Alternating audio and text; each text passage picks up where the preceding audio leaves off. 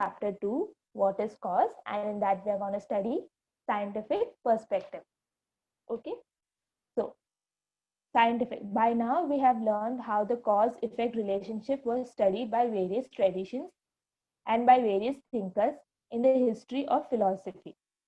It is worth noting that all these explanations are fundamentally based on thought experiments. In the journey of philosophy, when the investigators started using instruments along with thought experiments for exploring the objective reality, a separate journey of science began. यानी कि इधर बोला गया है कि जो science जो भी फिलोसफी में जो थिंकिंग हुआ था ना कॉज के बारे में, वो बहुत लाइक वो सिर्फ थिंकिंग प्रोसेस था, सिर्फ सोच के फिलोसफर्स ने बोला कि ये चीजें हैं। लेकिन जैसे ही साइंस आने लगा, जब भी एक्सपेरिमेंट करने लगे ये सोच के साथ, तो सोच से हम लोग कुछ प्रूव नहीं कर सकते ना, ये मेरा सोच है, पर्सनल चीज है वो मेरा, मैं सोच रही हूँ ऐसे, सुनील कुछ और सोचेगा वैसे।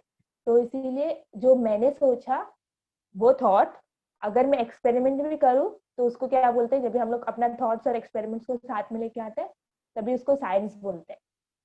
Okay, so we have seen that science studies the laws of nature. These are the laws that are universal and valid for all time. Science laws निकालते हैं ना, law of gravitation, opposite pole attracts, वैसे सब। तो ये सब laws होते हैं नेचर का। ये एक ऐसा लॉ है जो फंडामेंटल यानी कि लाइक यूनिवर्सली एक्सेप्टेड है, यानी कि पूरा दुनिया उसे एक्सेप्ट करेगी। लेकिन एक फिलोसोफर का थिंकिंग पूरा दुनिया नहीं एक्सेप्ट करेगी ना, तो इसीलिए ये साइंस के हिसाब से जो भी एक्सपेरिमेंट या फिर थॉट होते हैं वो यूनिवर्सली एक्सेप्ट किया जाता है, क्योंकि उसके पास एक्सपेरिमेंट करके प्रूव किया जाता है। ओके, साइंस का मेन चीज क्या है, वो कैसे प्रूव करते हैं, लॉज कैसे बनते हैं।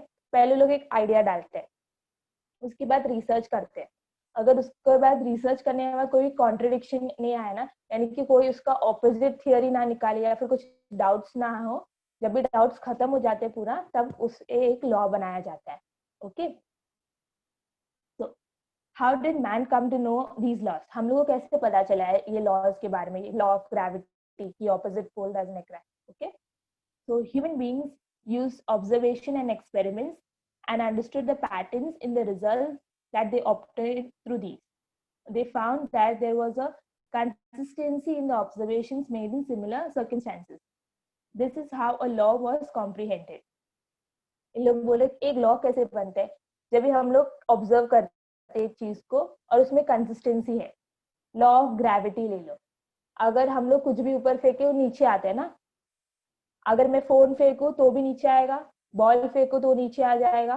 ओके, कुछ भी ये मैटर हो, वो चाहे उसका कोई भी शेप साइज या कोई भी तरीके से हो, वो ऊपर फेंकेगा तो नीचे, हम लोग खुद ऊपर जंप करेंगे तो हम लोग नीचे आते हैं ना, लैंड करते ना, इससे हवा में नहीं रहते ना। तो जब इसको बोलते हैं कंसिस्टेंसी, यानी कि एक कॉमन चीजें है, चाहे हम लोग कोई भी चीजों में अप्लाई करें यही रिजल्ट मिलेगा हम लोग को, कुछ भी ऊपर फेंका तो हम लोग नीचे ही आएगा वो। Okay, so a law is proved only when there is no observations contrary to it. अगर एक ऐसा ऑब्जेक्ट निकला जो मैं ऊपर फेंकू और नीचे ना आए, तब उसको वो लॉ कॉन्ट्ररी हो जाते हैं, यानी कि ये जो लॉ ऑफ ग्रेविटी है ना वो इनवैलिड बन जाते हैं, कि जो भी मैं ऊपर फेंकू नीचे आएगा वो इनवैलिड बन जाते हैं। लेकिन ऐसे कुछ हुआ नहीं है, तो इसीलिए लॉ ऑफ ग्रेविटी एक्सेप्ट किया गया है दुनिया में। The important point in this process is that all this happens with reference to objective reality. Science में जो चीजें हम लोग पढ़ते हैं वो ऑब्जेक्ट के ऊपर पढ़ते हैं। ऑब्जेक्ट यानी कि मटेरियल वर्ल्ड, ये वर्ल्ड के बारे में पढ़ते हैं। ये वर्ल्ड के बियॉन्ड हम लोग कुछ नहीं पढ़ते, जो चीजें हम लोग को दिखती नहीं वो चीजों के बारे में हम लोग नहीं पढ़ते हैं। साइंस सोल के बारे में नहीं बोलते, गॉड के बारे में नहीं बोलते हैं, जैसे कोई भी चीज जो दिखते नहीं है उसके बारे में नहीं बोलते हैं। अगर एक चीज माइक्रोस्कोप के नीचे नहीं देख सकते हैं वो चीज एग्जिस्ट नहीं करते साइंस के हिसाब से। ओके, तो वो उसको बोलते हैं ऑब्जेक्टिव रियलिटी। ऑब्जेक्टिव रियलिटी यानी कि मटेरियल वर्ल्ड का रियलिटी, यानी कि कोई ऑब्जेक्ट्स का reality. Okay, in the context of casual relationship, science can explain why something happens in a particular way only when it falls within the range of scientific laws, that is within the range of objective reality. Science कब तभी ही कुछ बोल सकता, like तब कुछ explain करना है तो साइंस कर सकते हैं, ओके। लेकिन कब एक्सप्लेन कर सकते हैं साइंस कुछ, जब वो ऑब्जेक्टिव रियलिटी हो, यानी कि जो भी मटेरियल वर्ल्ड है वो रियलिटी के बारे में साइंस को पूछो तो एक्सप्लेन कर सकते हैं।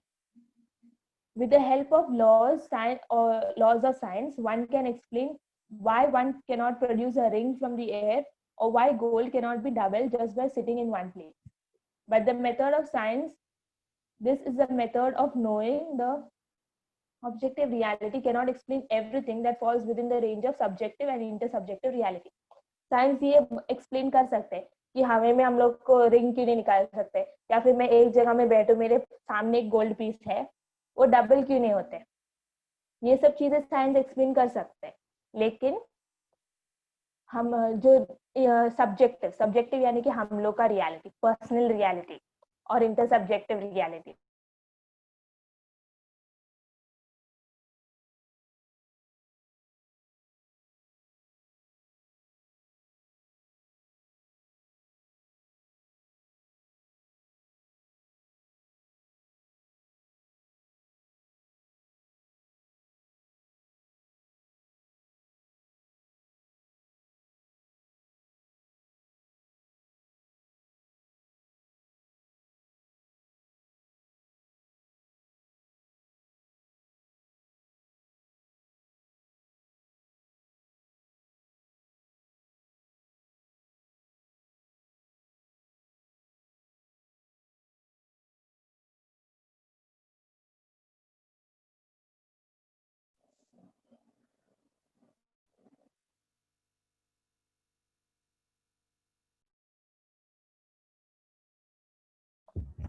सब्जेक्टिव रियलिटी वो रियलिटीज होते हैं जो हम लोग खुद का रियलिटी है, वो पर्सनल रियलिटी है। कोई गाना सुना तो मेरे को पसंद आया, किसी और को पसंद नहीं आया, या फिर किसी और को पसंद आया, मेरे को पसंद नहीं आया, ये साइंस एक्सप्लेन नहीं कर सकते, क्योंकि ये सब्जेक्ट यानी कि हम लोग होते हैं, ह्यूमन बीइंग सब्जेक्ट होते हैं, ओके। ये एक पर्सनल रियलिटी है। और इंटर सब्जेक्टिव रियलिटी भी वही होते हैं जो हम लोग के अंदर का रियलिटी है। मेरे को एक ऐसा आइडियोलॉजी है कि डिक्टेटर्स वर्ल्ड को रूल नहीं करना चाहिए, क्योंकि लोग बहुत पार्शियल रहते हैं, खुद के बारे में सोच। लेकिन किसी और को ऐसे होगा कि लोग डिक्टेटर्स रूल करना चाहते हैं, ताकि सिर्फ सब पावर सिर्फ एक ही जन के हाथ में हो, ओके। वो इंटर सब्जेक्टिव रियलिटी एक आइडियोलॉजी रहते हैं। तो ये सब साइंस एक्सप्लेन नहीं कर सकती क्यों ये डिफरेंट है एक दूसरे से। लोग सिर्फ ऑब्जेक्ट यानी कि मटेरियल वर्ल्ड को एक्सप्लेन कर सकते हैं। For example, many things in the field of art are subjective and intersubjective. They cannot be explained with the method of exploring the objective reality. A particular art object may be beautiful for someone and may not be so for someone else. The question whether the art object is actually beautiful or not is irrelevant in this context. वो मैंने सोच वो गाना असली में मेरे को एक गाना अच्छा नहीं लगा, किसी और को अच्छा लगा, ये सब्जेक्टिव रियलिटी हुआ। ये प्रॉब्लम नहीं है कि गाना अच्छा है कि नहीं, ये प्रॉब्लम है कि हम लोग को अच्छा लगा कि नहीं, ओके। तो लोग बोलते कि ये जो है वो सब्जेक्टिव रियलिटी है, वो साइंस एक्सप्लेन नहीं कर सकते, क्योंकि एक इंसान का ब्रेन, एक इंसान का लाइक्स एंड डिसलाइक्स, वो हम लोग इसमें क्या बोलते हैं, एक टेस्ट ट्यूब के नीचे या टेस्ट ट्यूब के अंदर डाल के या फिर माइक्रोस्कोप के नीचे डाल के हम लोग नहीं चेक कर सकते कि हाँ ये इंसान को ये पसंद नहीं आया, ये रीजन है, ओके। तो वो साइंटिफिक पर्सपेक्टिव हर चीज एक्सप्लेन नहीं कर सकते, वो सिर्फ ऑब्जेक्टिव रियलिटी को एक्सप्लेन करें। when we look at the happening as an effect, the immediate question that comes to our mind is what must be the cause. For example, when there are unseasonal rains, we ask why did it rain. Suppose if it is explained that it rained due to low pressure system created somewhere far in the ocean, we would get the answer. We at least feel we have found the answer. जो चीजें हम लोग कोई भी effect देखते ना दुनिया में, जैसे कि बारिश हो रही है, बारिश एक इफेक्ट है, वो कॉज नहीं है। तो बारिश एक इफेक्ट है, वो हम लोग अगर देखे तो हम लोग पूछते ना, अभी तो समर वेकेशन है, अभी बारिश क्यों गिर रहा है। फिर हम लोग को अगर कोई एक्सप्लेन कर सकते, हाँ प्रेशर लो हो गया है ओशन में कहीं, तो इसीलिए वो बारिश गिर रहा है, ओके, डार्क क्लाउड्स था इसीलिए बारिश गिर रही है, अलग अलग रीजन हो सकते हैं बारिश गिरने का। ओके, तो हम लोग को क्या है, एक ऐसा रीजन मिल गया ना कोई भी इफेक्ट का, तो हम लोग हाँ फिर ठीक है। अगर जब भी हम लोग को कोई इफेक्ट का रीजन नहीं मिलता है, जैसे कि वर्ल्ड कैसे फॉर्म हुआ, वो वर्ल्ड एक इफेक्ट है, उसका कॉज क्या है हम लोग को नहीं पता, तो हम लोग बहुत कैसे रहते हैं, ऐसे कुछ शांति नहीं है मन का, इसीलिए हम लोग को रिसर्च करते रहते। फिलोसोफर्स ने ये किया कि उन लोग को वर्ल्ड कैसे इफेक्ट है वो दिख रहा है, वर्ल्ड है दिख रहा है, लेकिन उसका कॉज क्या है वो पता नहीं चल रहा, तो लोग बहुत अनरेस्ट हो गया, बहुत अनईजी फील कर रहे थे कि ऐसे क्यों है, मेरे को ये इसका आंसर क्यों नहीं मिलते। ह्यूमन बींग्स को क्या है कि लोग हमेशा हर चीज का एक आंसर चाहिए रहता है, वाई पूछिए तो उसका आंसर चाहिए। बच्चे लोग देखा है ना, जब तक हम लोग को क्वेश्चन पूछते रहते हैं लोग, जब तक हम लोग को अगर आंसर नहीं देते तब तक लोग चुपचाप ही नहीं बैठे। वैसे ही फिलोसोफर्स भी थे कि वर्ल्ड के बारे में आंसर क्वेश्चंस पूछे गए क्योंकि लोगों को कॉज फाइंड आउट करना था। The framework in which the earlier philosophers discussed the issue whether the effect pre-exists or not in the cause is not applicable to modern science. वो जो सत्कर्यवाद था ना कि कॉज प्री एग्जिस्ट करते हैं, या और असत्कर्यवाद जो कॉज प्री एग्जिस्ट नहीं करते हैं, ये दो चीजें साइंस को वैलिड नहीं है। साइंस इसके बारे में सोचते ही नहीं कि इफेक्ट प्री एग्जिस्ट करते कि नहीं, वो लोग सिर्फ सोचते हैं कि कॉज क्या है। Okay, science uses the terminology of probability while understanding something as a cause. Using the same terminology, it also answers the questions whether the sun will rise tomorrow or not, which basically means will the earth rotate or not. Actually, in this particular instance, the probability is so high that instead of probability, it appears to be a matter of certainty. Sun रोज आते ऊपर, okay, तो उसका probability ऐसे बोलते हैं, probability यानी कि chance, okay, probability यानी कि चांस होते हैं। तो सन रोज ऊपर आते हैं, ओके, सनसेट रोज होते हैं, रात को बहुत अंधेरा होता है, ये सब कॉमन चीज है। क्यों होते हैं ये, अर्थ रोटेट होते हैं सन के अराउंड, इसीलिए ऐसे होते हैं। एक जगह दिन है तो दूसरी जगह रात, इसका चांस बहुत हाई है, इतना हाई है कि हम लोग को ऐसे लगता है कि एक फैक्ट है कि सन ऊपर आएगा और नीचे जाएगा, ओके, सनराइज होगा और सनसेट होगा। इसका चांस इतना हाई है कि इतना टाइम से हम लोग उसे ऑब्जर्व कर रहे, इतना चांस है कि अर्थ रोटेट जब तक होएगा तब तक सनराइज होगा। ओके, तो अर्थ रोटेट करना बंद नहीं होगा, इसीलिए सनराइज होने का चांस इतना हाई है कि हम लोग कुछ बोल ही नहीं, लाइक वो एक ऐसे यूनिवर्सल फैक्ट बन जाते हैं, वो एक साइंटिफिक चीज बन जाते हैं कि हाँ सन अर्थ रोटेट हो रहा है तो सनराइज होगा, सनसेट होगा, वापस दोबारा सनराइज होगा, सनसेट होगा। ये हम लोग को कोई पूछने की जरूरत नहीं है। अगर हम लोग रात को सोने जाए, हम लोग ये बोलते हैं हाँ कल मैं ये करने वाली हूँ, क्योंकि हम लोग को पता है कल सुबह एक सनराइज होगा, उतना सर्टेन है हम लोग, क्योंकि उसका चांस बहुत हाई है। ओके, तो लेकिन अगर हम लोग ये सिर्फ डार्क क्लाउड्स देख रहे हैं, ओके, डार्क क्लाउड्स देख रहे हैं, हम लोग थंडर का आवाज भी सुनाई दे रहा है, तो हम लोग बोलेंगे हाँ आज तो पक्का बारिश होने वाला है। लेकिन ऐसे भी हो सकती है कि बारिश ना हो, सिर्फ थंडर और ये डार्क क्लाउड्स हो, ओके, तो उसका चांस कंपैरेटिवली लेस है, यानी कि वो जो सनराइज का चांस है उससे कम है। हाँ, तो जो बारिश का चांस है वो सनराइज के चांस से कम है, क्योंकि सनराइज एक, इसीलिए सनराइज एक साइंटिफिक फैक्ट बनते हैं। ओके, और बारिश का अलग अलग कॉजेज हो सकते हैं, डार्क क्लाउड्स का और भी कॉजेज हो सकते हैं, रात को देखते तो भी क्लाउड्स डार्क ही रहते हैं। ओके, इसका मतलब ये नहीं तभी बारिश गिरने वाला है। तो जो साइंस है वो प्रोबेबिलिटी में बिलीव करते हैं, यानी कि चांस, एक चीज को जितना हाई चांस हो उतना सर्टेन रहते हैं वो। ओके, मतलब उसका उतना 100% श्योर रहते हैं। We may ask who made the laws of nature. In this regard, science believes that there is no objective evidence to suppose that someone made them intentionally.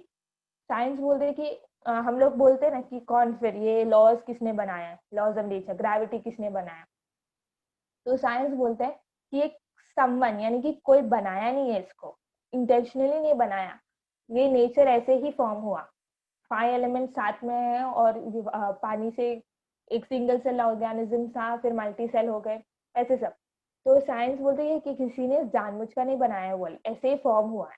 Okay, imagine we are walking along a river side. We see the open bank of the river the picture of the bank looks like that in the bottom. Okay, ये मैं explain करती हूँ। तो हम लोग एक river side में चल रहे हैं, तो पत्थर रहते ना वो एक दूसरे के ऊपर रहते हैं। ओके, तो कभी बड़ा पत्थर नीचे रहते हैं, उसके ऊपर छोटा छोटा पत्थर रहते हैं। ये किसी ने उधर बैठ के बनाया है क्या? ये रिवर साइड में ऑलरेडी ऐसे ही है। ये क्यों है? Geographical reason. जब भी लैंड ऐसे शेक होते हैं या फिर कोई भी लैंड में फॉर्मेशन होते हैं, पानी हिट करते हैं, तभी ये रॉक एक दूसरे के ऊपर आ जाते हैं। जहां रॉक को जगह है वो इसमें रहेगा। जहां रॉक बैलेंस कर सकता है, कैसे बैलेंस होगा? बड़ा रॉक उसके ऊपर छोटा छोटा रॉक, ऐसे नहीं हो सकते ना। छोटे रॉक के ऊपर बड़ा बड़ा रॉक नहीं बैलेंस होते ना। इसीलिए वो साइंस बोल रहे कि ये वर्ल्ड भी ऐसे ही है, ये पहले से ऐसे था, किसी ने इसको बनाया नहीं है। ये सिर्फ ज्योग्राफिकली ऐसे बन गया है ये वर्ल्ड। कुछ ज्योग्राफिकल चेंजेस हुआ और वर्ल्ड ऐसे बन गया।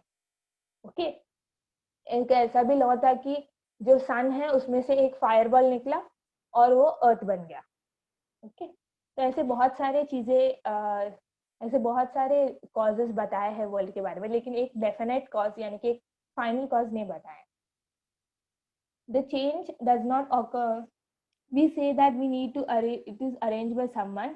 It is due to geographical processes operating in accordance with the laws of nature. This arrangement may not remain as it is forever. जो ये रॉक एक दूसरे के ऊपर है, हमेशा के लिए ऐसे नहीं रहने वाला ना। अगर कोई अर्थक्वेक आ गया या फिर कुछ फ्लड आ गया तो उसके साथ ये रॉक का फॉर्मेशन भी बदल सकता है। तो साइंस बोल रहे हैं ये वर्ल्ड भी वैसे ऐसे ही है, ये हमेशा ऐसे नहीं, सेम जैसे रहने वाला। पहले का जो ग्रीन जमाना था वो सोच के देखो, जहाँ हर जगह ग्रीनरी था, शुद्ध पानी था, वो सब। लेकिन अभी को देखो, पूरा कंक्रीट वर्ल्ड बन गया है। ओके, तो ऐसे वर्ल्ड चेंज होते रहेगा, हर चीज हमेशा के लिए एक जैसे नहीं रह सकते। It will keep changing continuously. This change does not occur arbitrarily. Arbitrarily यानी कि रैंडमली। ये चेंज रैंडम नहीं है, इसको एक सिस्टम रहते हैं, एक ऑर्गेनाइज सिस्टम रहते हैं, एक हायरार्की रहते हैं ये चेंजेस ऑकर होने का। Even for these changes the nature are responsible. ये जो चेंजेस होते हैं उसके लिए भी नेचर रिस्पॉन्सिबल है। अर्थ को कोई जानबूझ कर जाके शेक करके अर्थक्वेक नहीं बनते, कोई ज्यादा बकेट में पानी लेके आके डाल के फ्लड नहीं बनते, ये सब नेचर खुद करते हैं। तो इसीलिए जो भी चेंजेस होते हैं वर्ल्ड में उसके लिए नेचर ही रिस्पॉन्सिबल है।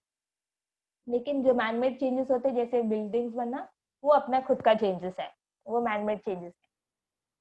And the same thing is applicable to the whole universe. ये पूरा यूनिवर्स में यही चेंजेस होते हैं।